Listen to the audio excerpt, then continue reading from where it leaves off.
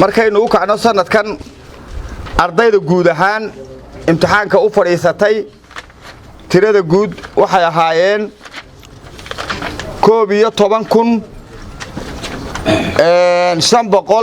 11,598 waa tirada guud ee ardayda sanadkan imtixaanka u fadhiisatay waa dugsigii sare tirada dhacday waa 262 waa guud ahaan dalkoo dhan oo u dhiganta 2.28%. iyaduna halkaa waxaad ka fahmi kartaa in iyaduna sanadkan ardaydu dadaal muujiyeen runtii waayo tiradu marka loo eego sanadadii ka horeeyay aad bay xaqiiqatan u yar tahay waxa dhacay inta badan waxa ay u muuqdeen sanadkan inay yihiin arday aan markaa wax soo yar akhriin waxa kale inta raaca waxa laga baabiyay imtixaanka tira ardaya imtixaanka laga baabiyay waana maadooyin wasiirtada waxa laga baabiyay waxa weeye ardaydaas waa marka lagu qabto laga kasal gareeyo waxa weeye waa tiradii ardayda iyo maadooyinka laga baabiyay dugsiyada sare waxa weeye marka ardayga lagu qabto ama cheatingkii oo isagoo gacanta kula jira lagu qabto maadada waa la kasal gareeyaa maadadiisa kala maaha sanadkan tirada isu geey la baabiyay maadooyinka waxa weeye 379 maado arday ayaa laga baabiyay macnaha maadooyinka la baabiyay waxay kala yihiin maadada carabiga 36 arday baa laga baabiyay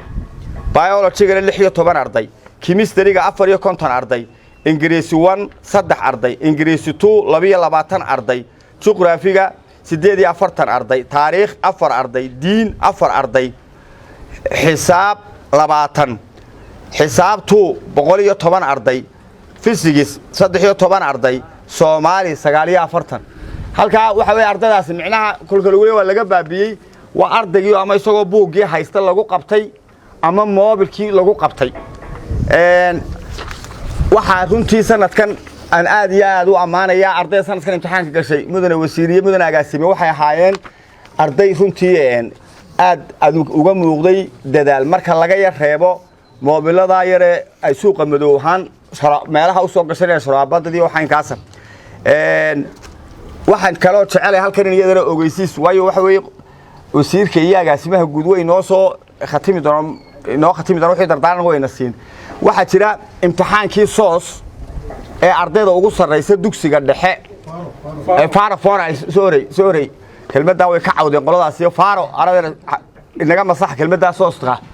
aad bay uga cawdeen qoraal ba xataa soo qorin ilaahay naga daawada annaguna barashadii hore unkunkiinba naga xadaya afkee faaro yani waxa weeye waxa laba waxan awal halkan bay ardaydo dhan isku iman jirtay mudane wasiiriye mudane agaasime dib badan bayna ku qabeen gobolada bari oo kale way soo halkan baa dhamaan isku iman jiray sanadkan waxaan horumariyad baan sameeynay annaga iyo faaro markaan wada tashanay waxaanu isla garanay ardayda gobolada bari oo dhan in imtixaanka soos lagaga qaado togdheer xafiis baanu ku leenahay anka ay qaadayso ee gobolada bari oo dhan waxay imtixaanka ku galayaan gobolka togdheer كل وجهه قدومي وحبرشة قبل كتوجدر هذا المسنو وجهه أرضي نوعي مقليان ودي صحافة دا قارسين إذا خير الله سيو مركوا حوي أرضي فار امتحان كي هل كانوا يمنيي قبل البري وحي تجي دونا توجدر قلبي هذا دنا وحي سكو يمنيان هل كانوا عادي هاي هرجيسة يمنا عيشته التاسنا وحنا القاضي يهدوا لهاي لا خميس صوص عطاه